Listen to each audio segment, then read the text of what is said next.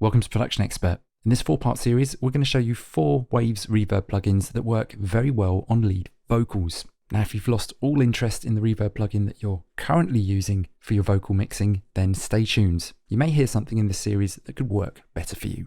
Now, in the first episode of this series, we took a look at Waves One Knob Wetter, which is one of the simplest plugins that you can use. In this video, we're going to take a look at GTR Stomp boxes. Of course, these have been made really for electric guitar mixing, but they're also very good on vocals as well. Got GTR Stomp Box 4 here.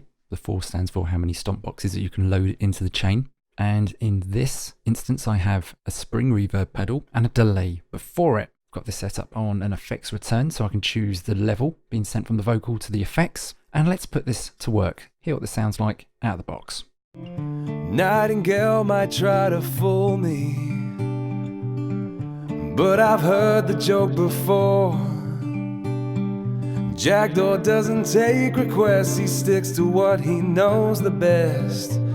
He doesn't need applause. Let's put it in isolation. Magpie tries to steal the spotlight, It's just the time.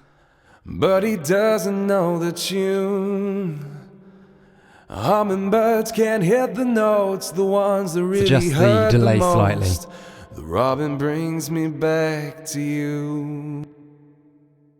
You can really hear that spring in the reverb there coming through as we lengthen the time.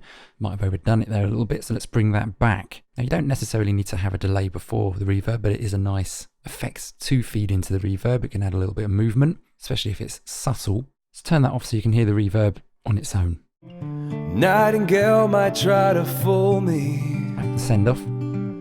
but I've heard the joke before. Jackdaw doesn't take requests, he sticks to what he knows the best. He doesn't need applause.